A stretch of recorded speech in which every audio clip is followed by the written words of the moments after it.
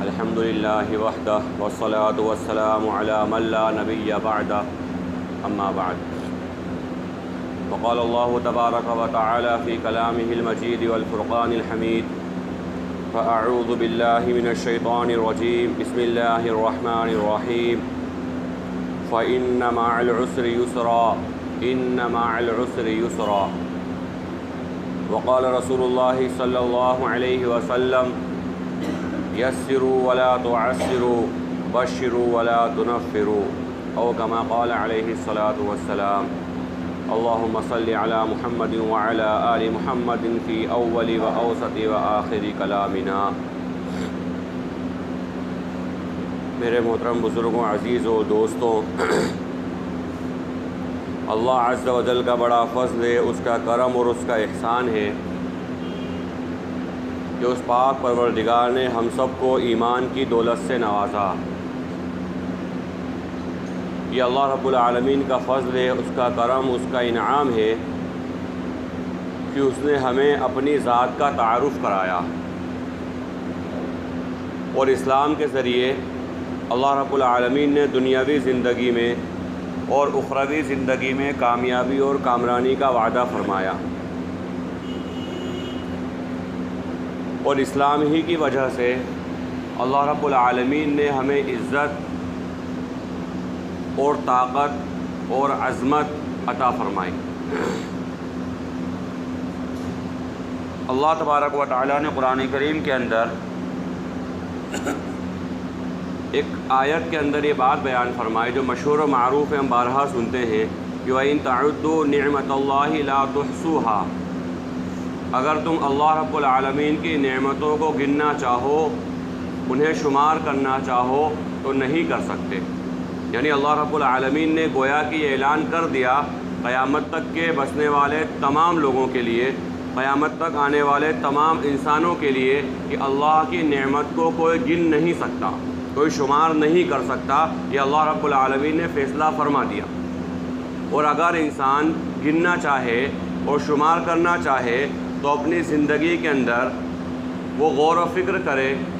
وہ سب سے پہلے اپنی ذات کے اندر، اپنے جسم کے اندر غور و فکر کرے تو اللہ رب العالمین کی بے شمار نعمتیں اسے نظر آتی ہیں، اور ایسی نظر آتی ہیں،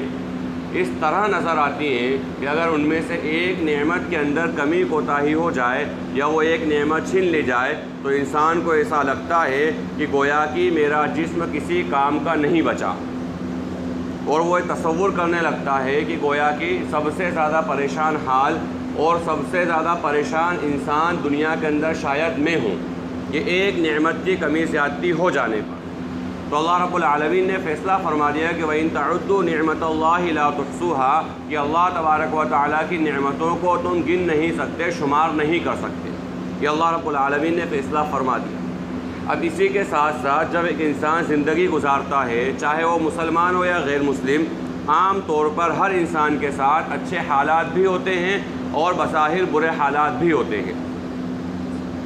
اگر انسان کو اللہ رب العالمین نے صحت اور تندرستی عطا فرمائی ہے تو یقیناً اس کے ساتھ بیماریاں بھی لگی ہوئی ہیں، پریشانیاں بھی لگی ہوئی ہیں۔ اگر انسان کو اللہ رب العالمین نے رزق کی وسعت عطا فرمائی ہے، مال میں فراوانی عطا فرمائی ہے، تو کبھی نہ کبھی ایسا بھی ہوتا ہے کہ رزق میں تنگی بھی ہوتی ہے اور مال میں کمی بھی ہوتی ہے۔ کبھی اللہ رب العالمین نے کسی کو طاقت اور قوت عطا فرمائی ہوتی ہے تو کبھی ایسا بھی ہوتا ہے کہ انسان اپنے اندر کمزوری محسوس کرتا ہے، لاغرپن محسوس کرتا ہے اور اپنے آپ کو کم ہمت اور پست ہمت سمجھنے لگتا ہے۔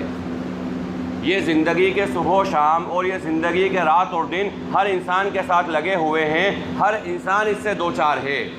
چاہے وہ انسان مسلمان ہو یا غیر مسلم، ہر انسان اس سے دوچار ہے کہ کبھی اچھے حالات ہیں اور کبھی برے حالات ہیں، کبھی بظاہر اچھے حالات نظر آ رہے ہیں اور کبھی بظاہر برے حالات نظر آ رہے ہیں، ہر انسان اس سے دوچار ہے۔ اللہ رب العالمین نے ایمان والوں کے لیے خاص طور پر یہ ذمہ داری عائد کر دی ہے، اور یہ ذمہ داری ان پر اتار دی ہے، ڈال دی ہے کہ جس حال کے اندر رہو اس حال کے دین کو جانو اور اس دین کے اوپر عمل کرو۔ اگر انسان خوشی کے عالم میں ہے، فراوانی کے عالم میں ہے، مالداری کے عالم میں ہے، طاقت اور قوت کے عالم میں ہے، تو شریعت کا تقاضا ہے کہ اس وقت کے دین کو جانے اور اس کے اوپر عمل کرے کہ اللہ تبارک و تعالیٰ نے اور اللہ کے نبی صلی اللہ علیہ وسلم نے ان حالات کے اندر ہمیں کیا تعلیم دی ہے اور ان حالات میں ہمیں کیا ترغیب دلائی ہے اور ان حالات میں کیا کرنے کے کاموں کا کہا ہے اور ان کاموں سے روکا ہے، اس کو جانے اور اس کے اوپر عمل کرے۔ اسی طرح اگر انسان تنگ دستی کے اندر ہے، مفلسی کے اندر ہے، کمزوری کے اندر ہے، بیماری کے اندر ہے، حالات کے اندر ہے، پریشانی کے اندر ہے، اس وقت کے دین کو جانے کہ اللہ اور اس کے رسول صلی اللہ علیہ وسلم نے اس وقت کے لیے ہماری کیا رہنمائی کی ہے، یا اللہ اور اس کے نبی صلی اللہ علیہ وسلم نے اس وقت کیا کام کرنے کا کہا ہے اور کون سے کام ہیں جسے اللہ کے اور اللہ کے نبی صلی اللہ علیہ وسلم نے منع فرمایا۔ ہماری اپنی زندگی کے اندر سب سے پہلے میری اپنی زندگی میں ہمیں یہ غور کرنے کی بات ہے کہ حالات کے آ جانے پر کوئی عام طور پہ ایک ماحول ہے کہ کبھی نہ کبھی کسی نہ کسی طرح سے ہر انسان کسی نہ کسی حالات میں مبتلا رہتا ہے۔ کبھی کسی کو بیماری کا مسئلہ ہے، کبھی کسی کو پیسوں کی کمی کا مسئلہ ہے، کبھی کسی کو صحت کا مسئلہ ہے، کبھی کسی کو آپس میں انتشار خلفشار کا مسئلہ ہے، کہیں آپس میں نبھاؤ نہ ہونے کا مسئلہ ہے، کہیں آپس میں ٹکراؤ ہونے کا مسئلہ ہے۔ کئی سارے مسائل ہیں جس سے انسان دوچار ہوتا ہے۔ ہر انسان کہیں نہ کہیں کسی نہ کسی درجے کے اندر ان حالات سے گزر رہا ہے اور گزرتا رہتا ہے، اور جب تک انسان زندہ ہے، جب تک اس کی سانسیں چل رہی ہیں، یہ حالات آتے جاتے رہیں گے۔ اللہ تبارک و تعالیٰ نے ان حالات میں جو کرنے کے کام کہا ہے، ہمیں اس بات پہ غور کرنا ہے کہ ہم ان کاموں کو کتنا کر رہے ہیں یا ہم ان باتوں کے اوپر کتنا عمل کر رہے ہیں۔ مثلا ایک چھوٹی سی مثال ہے، بہت معمولی سی مثال کہ ایک انسان بیمار ہے۔ اب اگر ایک انسان بیمار ہے تو سب سے پہلی بات تو یہ کہ اللہ رب العالمین کی طرف سے یہ بیماری آئی ہے۔ سب سے پہلی بات عقیدے کی اصلاح کی بات، عقیدے کی درستگی کی بات، اور اس بات کا اعلان جو حضرت ابراہیم خلیل اللہ علیہ السلام نے اعلان کیا کہ وَإِذَا مَرِضْتُ فَهُوَ يَشْفِينِ، جب میں بیمار ہوتا ہوں تو میرا پروردگار مجھے شفا عطا کرتا ہے۔ جب میں بیمار ہوتا ہوں اللہ رب العالمین مجھے صحت عطا کرتا ہے۔ تو سب سے پہلی عقیدے کی اصلاح کی بات، یہ ایک مثال ہے بیماری کی، کوئی بھی حالات آ جائیں تو سب سے پہلے عقیدے کی اصلاح کی بات کی اللہ رب العالمین کی طرف سے ہے، اور یہ اللہ رب العالمین ہی دور کرنے والا ہے۔ اللہ کے علاوہ کوئی بیمار نہیں کر سکتا اور اللہ کے علاوہ کوئی شفا نہیں دے سکتا۔ سب سے پہلے انسان کو اپنے عقیدے کی اصلاح کرنا ہے۔ سب سے پہلا کام انسان کو اپنے آپ کو آمادہ کرنا ہے اس بات کے اوپر کہ اللہ رب العالمین کے کرنے سے ہوتا ہے۔ اللہ رب العالمین احکم الحاکمین ہے، اللہ رب العالمین مسبب الاسباب ہے، اللہ رب العالمین رب ہے، پالنہار ہے، اور ہمارا خدا اور ہمارا معبود اللہ ہے۔ سب سے پہلے اصلاح کی بات یہ اپنی ذات کے لیے سب سے پہلے اصلاح یہ کرے کہ یہ عقیدے سے تعلق رکھنے والی بات ہے کہ جو حالات آئے ہیں یہ اللہ تبارک و تعالیٰ کی طرف سے آئے ہیں، سب سے پہلی بات۔ اور دوسری اہم بات اس کا تعلق بھی عقیدے سے ہے کہ اگر یہ حالات پروردگار کی طرف سے آئے ہیں، ان حالات کو دور کرنے والا بھی اللہ رب العالمین ہے۔ اللہ کے علاوہ کوئی حالات لا نہیں سکتا، اللہ کے علاوہ کوئی حالات دور کر نہیں سکتا۔ تو حالات کے آنے پر بھی اپنے عقیدے کی اصلاح، اور حالات کے آ جانے کے بعد اس بات کے اندر کہ اس کو دور کون کرے گا، وہ اللہ رب العالمین کرے گا۔ اس کے اندر بھی ہمیں اپنے عقیدے کی اصلاح کرنا ہے کہ اللہ رب العالمین کی طرف سے آنے والی چیز ہے، اللہ ہی اس کو دور کرے گا۔ اور تیسری بات، ہمارے عمل کے اعتبار سے ہمیں اپنے آپ کو ٹٹولنا ہے۔ قرآن کریم کے اندر اللہ رب العالمین نے حالات سے نپٹنے کے لیے، اور اگر انسان کو کوئی پریشانیاں آ جائیں، کوئی تکالیف میں انسان مبتلا ہو جائے، کوئی تکلیف سے انسان اگر دوچار ہو، تو اللہ رب العالمین نے جو کرنے کے کام بتائے ہیں کہ یہ کام تمہیں کرنا ہے، ان کاموں کے اوپر آ جانا، اور ان کاموں پر آ جانے کے بعد ان کاموں کے ذریعے اللہ رب العالمین کی مدد طلب کرنا، یہ ایک ایمان والے کی ذمہ داری ہے۔ قرآن کریم کے اندر اللہ رب العالمین نے ایک جگہ پر یہ بات بیان فرمائی، بہت مشہور و معروف آیت ہے، ہم کئی بار سنتے ہیں۔ فرمایا کہ یا ایھا الذین آمنوا استعینوا بالصبر والصلاۃ ان اللہ مع الصابرین، اے ایمان والوں اللہ رب العالمین سے مدد طلب کرو صبر کے ذریعے اور نماز کے ذریعے۔ سب سے پہلی بات تو حالات کے آ جانے پر صبر کرنا یہ ایک ایمان والے کی ذمہ داری ہے۔ یقیناً کوئی انسان اگر پریشان ہے، کوئی انسان بیمار ہے، کوئی انسان تنگ دست ہے، فطری طور پر اس کے دل میں جذبات آتے ہیں اور اس کے دل میں بات آتی ہے کہ وہ اپنوں سے شیئر کرے، اپنوں کے سامنے بات رکھے، اپنوں کے سامنے دعا کا کہے۔ یہ انسان کی فطرت سے تعلق رکھنے والی بات ہے، لیکن اس کا اتنا واویلا مچانا، اس کا اتنا ڈھنڈورا پیٹنا، اس طرح سے اپنی تکلیف کو بیان کرنا، گویا کہ ایسا نظر آ رہا ہے کہ نعوذ باللہ ثم نعوذ باللہ یہ انسان اللہ سے شکوہ کر رہا ہے۔ ایسا نظر آ رہا ہے گویا کہ یہ انسان اللہ سے شکایت کر رہا ہے، اور ایسا نظر آ رہا ہے گویا کہ یہ انسان اللہ رب العالمین کی اس نعمت سے راضی نہیں ہے۔ تو سب سے پہلے ہمیں وہ کام کرنا ہے جس کا اللہ رب العالمین نے حکم دیا کہ اے ایمان والوں، اپنے اوپر جو حالات، تمہارے اوپر جو حالات آئیں، جو پریشانیاں آئیں، صبر کے ذریعے اور نماز کے ذریعے اللہ رب العالمین سے مدد طلب کرو۔ اب ہم اپنا جائزہ لیں۔ سب سے پہلے کہنے والا اپنے آپ سے مخاطب ہے، ہمارے اوپر جو حالات آتے ہیں، کتنی بار ہم صلاۃ الحاجہ پڑھتے ہیں، کتنی بار، اور کتنی بار ہم اللہ رب العالمین کے سامنے سر ٹیکتے ہیں۔ اللہ کے نبی صلی اللہ علیہ وسلم نے فرمایا، بڑی مشہور و معروف حدیث ہے، ہم عام طور پہ اس کو صرف نصف شعبان سے جوڑ دیتے ہیں، حالانکہ محدثین فرماتے ہیں کہ عام بات ہے، روزانہ کی بات ہے کہ اللہ رب العالمین اعلان کرتا ہے رات کے آخری پہر، اور آسمان دنیا پر پروردگار نزول فرماتا ہے اور یہ کہتا ہے، میرے بندے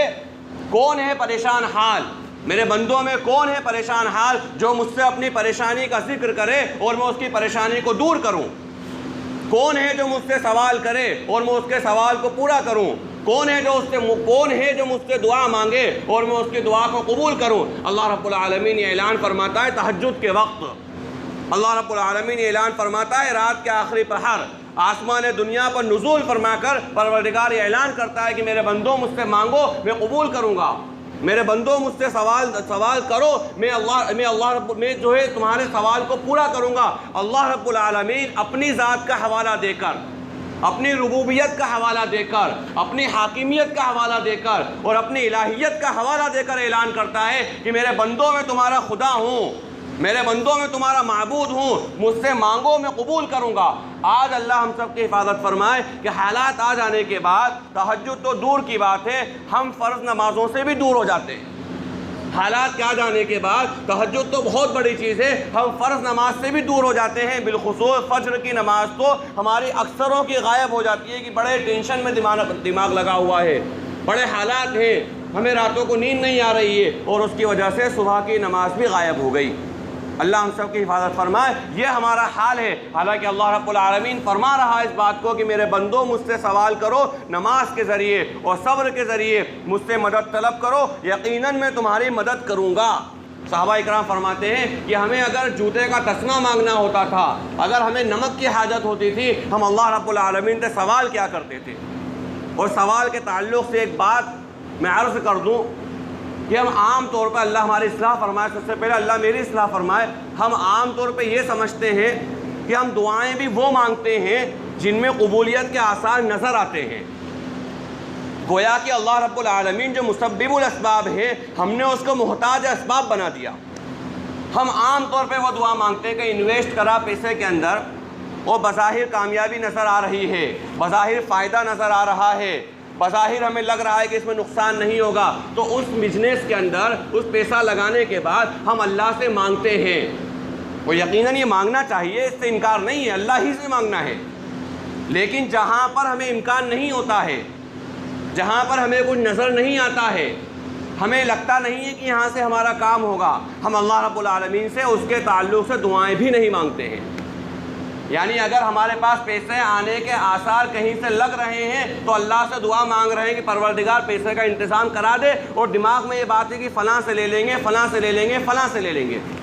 لیکن اگر آثار نظر نہیں آ رہے ہیں تو اللہ رب العالمین سے سوال بھی نہیں کرتے اس چیز کا، پروردگار اپنے خزانے غیب سے ہم کو یہ مال عطا فرما۔ یعنی نعوذ باللہ ثم نعوذ باللہ، ہم نے اللہ رب العالمین کو بھی اسباب کا محتاج سمجھ لیا ہے، حالانکہ اللہ رب العالمین بغیر اسباب کے دینے والی ذات ہے۔ اللہ رب العالمین اسباب کا محتاج نہیں ہے، اسباب تو انسانوں کے لیے ہیں، اسباب تو انسانوں کے لیے سنت ہے، اللہ رب العالمین اسباب کا پابند نہیں ہے۔ تو لہٰذا جیسے حالات آئیں ان حالات کے اندر سب سے پہلی بات ہمارے عقیدے کی اصلاح کرنا کہ حالات کا آنے والا، لانے والا اور حالات کو دور کرنے والا اللہ ہے۔ نمبر 2، ہمیں ہمارے اعمال کے ذریعے اور حالات سے لڑنا ہے۔ اللہ رب العالمین نے جو اعلان کیا ہے کہ اے ایمان والو، نماز کے ذریعے اور صبر کے ذریعے اللہ رب العالمین سے استعانت طلب کرو، مدد طلب کرو، اللہ رب العالمین سے مدد مانگو۔ ہمیں ان حالات کے اندر اللہ رب العالمین کے سامنے اپنے آپ کو پیش کرنا ہے۔ فرائض سے بڑھ کر نوافل، صلاۃ الحاجہ، تہجد کی نماز اور ایسی وہ نمازیں، وہ عبادتیں جن کی خاص طور پر اللہ کے نبی علیہ الصلوۃ والسلام نے تلقین کی ہے اور ترغیب دلائی ہے، ان کے اوپر آنا ہے۔ اور نمبر 3، یہ بات اچھی طرح ہمیں اپنے ذہنوں کے اندر پیوست کر لینا ہے کہ کوئی دن ایک جیسا نہیں رہتا۔ تلک الایام نداولها بین الناس، یہ اللہ رب العالمین کا فیصلہ قیامت تک کے لیے ہے کہ پروردگار لوگوں کے درمیان دنوں کو پھیرتا رہتا ہے۔ لوگوں کے درمیان دن پھرتے رہتے ہیں، ہر دن ایک جیسا نہیں ہوتا۔ اگر کبھی خوشی کا موقع ہے تو یہ خوشی ہمیشہ رہنے والی نہیں ہے، اگر غم کا موقع ہے تو غم ہمیشہ رہنے والا نہیں ہے۔ قرآن کریم کے اندر اللہ رب العالمین نے ایک نقطے کی بات بیان فرمائی۔ ہم عام طور پہ تلاوت کے اندر ان آیات کو سنتے ہیں نماز کے اندر، فرمایا فَإِنَّ مَعَ الْعُسْرِ يُسْرًا إِنَّ مَعَ الْعُسْرِ يُسْرًا، فَإِنَّ مَعَ الْعُسْرِ يُسْرًا، کہ بے شک ہر پریشانی کے ساتھ آسانی ہے۔ پھر فرمایا بے شک ہر پریشانی کے ساتھ آسانی ہے۔ علماء لغت نے جب اس آیت کی تفسیر بیان کری تو سب سے پہلے اس کے اندر جو اللہ رب العالمین تاکید بیان فرمائی ہے، عربی قاعدے کے اعتبار سے، عربی لغت کے اعتبار سے اللہ رب العالمین نے تاکید بیان فرمائی، فرمایا عام جملوں سے ہٹ کر بھی بہت بڑا تاکیدی جملہ بن جاتا ہے، اور اس کے بعد میں اس بات کو پروردگار نے 2 بار دہرایا، فَإِنَّ مَعَ الْعُسْرِ يُسْرًا إِنَّ مَعَ الْعُسْرِ يُسْرًا، کہ بے شک ہر پریشانی کے ساتھ آسانی ہے، ہر پریشانی کے ساتھ آسانی ہے۔ اس آیت کے تحت مفسرین نے ایک بڑی عجیب بات لکھی، بڑی عجیب بات، کہ ہم نے عام طور پر سرسری انداز کے اندر اس آیت کو پڑھ لیا، اس کا ترجمہ کر لیا، اس کی تفسیر سن لی اور کہا بھئی ہاں ہر پریشانی کے ساتھ آسانی ہے۔ فرمایا اللہ رب العالمین یہ اعلان کر رہا ہے کہ ہر پریشانی کے ساتھ آسانی ہے، پروردگار یہ نہیں فرما رہا ہے کہ ہر پریشانی کے بعد آسانی ہے، بلکہ اللہ رب العالمین یہ بات بیان فرما رہا ہے کہ ہر پریشانی کے ساتھ ہی آسانی ہے۔ فَإِنَّ مَعَ الْعُسْرِ يُسْرًا کہا، فَإِنَّ بَعْدَ الْعُسْرِ يُسْرًا نہیں کہا۔ یعنی اگر کہیں پریشانی ہے، کہیں حالات ہیں، تو ہم یہ دیکھیں کہ حالات بہت جلد اللہ رب العالمین دور فرما دے گا، ان حالات کو اللہ رب العالمین بہت جلد سازگار بنا دے گا۔ ہمارے حالات انشاءاللہ اللہ رب العالمین بہت جلد درست فرما دے گا، یہ اللہ رب العالمین کی طرف سے اعلان ہے، اور اس اعلان کو سامنے رکھ کر کے ہمیں ہمارے اپنے حال کو دیکھنا ہے کہ ہم ان حالات کے اندر اللہ کے سامنے کتنا جھک رہے ہیں، ہم ان حالات کے اندر اللہ کے سامنے اللہ سے کتنا قریب ہو رہے ہیں۔ صحابہ فرماتے ہیں کہ ہمیں کوئی سا بھی مسئلہ پیش آ جائے، چھوٹے سے چھوٹا مسئلہ ہو یا بڑے سے بڑا مسئلہ ہو، ہم اللہ رب العالمین کے سامنے ہی جھک جایا کرتے تھے کہ پروردگار تو ہی ہمارے حال کی اصلاح فرمانے والا ہے۔ آج اللہ معاف فرمائے، بڑی معافی کے ساتھ میں بات عرض کر رہا ہوں کہ جب یہ بات کہی جاتی ہے نا کہ اللہ سے نماز کے ذریعے مدد طلب کرو، اللہ سے صبر کے ذریعے مدد طلب کرو، اللہ معاف فرمائے کہتے ہوئے بڑی تکلیف ہوتی ہے کہ ایمان والوں کے جملے ہوتے ہیں کہ بھائی صرف نماز سے کیا ہوگا۔ یہ ایمان والوں کے جملے ہیں، کلمہ لا الہ الا اللہ محمد رسول اللہ پڑھنے والے، اللہ پر ایمان رکھنے والے، اللہ کے نبی علیہ الصلوۃ والسلام کی نبوت کا اقرار کرنے والے لوگوں کے جملے ہوتے ہیں کہ بھائی صرف نماز سے کیا ہوگا۔ حالانکہ یہ بات تو بالکل صاف ہے، بالکل واضح ہے، کوئی نہیں کہہ رہا کہ صرف نماز پڑھی جائے، نماز کی دعوت دینے والا بھی، نماز کی طرف بلانے والا بھی، اور خود اللہ رب العالمین بھی، اللہ کے نبی علیہ الصلوۃ والسلام بھی تدبیر اختیار کرنے کے بارے میں کہہ رہے ہیں کہ دنیاوی اعتبار سے جو بہتر سے بہتر تدبیر ہو انسان اس کو اختیار کرے۔ لیکن ہم یہ دیکھیں کہ ہم بیمار ہیں، کتنے ڈاکٹروں کے چکر ہم نے لگائے، جتنے ڈاکٹر بدلے کیا اتنی بار ہم نے نماز پڑھی؟ اگر ہم بے روزگار ہیں، ہم نے لوگوں کے دروازے کھٹکھٹائے روزگار کے لیے، ہم نے لوگوں سے مدد طلب کری ہے کئی طرح سے، کتنے لوگوں کے پاس ہم چلے گئے، جتنے لوگوں کے پاس گئے کیا اتنی بار صلاۃ الحاجہ پڑھی؟ اگر ہمیں کسی کی مدد کی ضرورت ہے، تنگ دستی کا عالم، مثلا چھوٹی سی مثال ہے، ادھار ہی کی ضرورت ہے، کتنے لوگوں کے ہم نے دروازے کھٹکھٹائے ادھار کے لیے، کیا ہم نے اللہ رب العالمین کا دروازہ کھٹکھٹایا؟ کیا اللہ رب العالمین سے سوال کرا؟ نعوذ باللہ ثم نعوذ باللہ، ہم نے اللہ رب العالمین کو ایک پرسن اور ایک انسان سمجھ لیا ہے کہ 10 لوگ ہیں، ان 10 لوگوں سے مجھے مانگنا ہے، ان 10 میں ایک نمبر اللہ کا ہم نے رکھ دیا ہے۔ 9 انسان ہیں اور ایک اللہ ہے کہ چلو اللہ سے بھی مانگ لیا جائے، اللہ سے بھی سوال کر لیا جائے، چلو یہاں سے نہیں ملا اللہ سے بھی مانگ لیا جائے۔ حالانکہ اللہ رب العالمین کو انسانوں میں نہیں رکھنا تھا، اللہ رب العالمین کو پرسن میں نہیں رکھنا تھا، انسانوں میں اللہ کی گنتی نہیں کرنا تھی، بلکہ اللہ رب العالمین کے سامنے تو ہمیں اپنے تقاضوں کو رکھنا تھا، ہمیں ہماری چیزوں کو پیش کرنا تھا، اور اللہ رب العالمین کے سامنے دستے سوال بلند کرنا تھا کہ پروردگار یہ حالات کا لانے والا اور حالات کا بگاڑنے والا اے اللہ تو ہی ہے، تیرے ہی ذات ہے، تیرے علاوہ کوئی حالات نہیں لا سکتا، اور پروردگار تیرے علاوہ کوئی حالات کو بگاڑ نہیں سکتا اور کوئی اصلاح نہیں کر سکتا۔ لہذا ہم ہماری روزمرہ کی زندگی کے اندر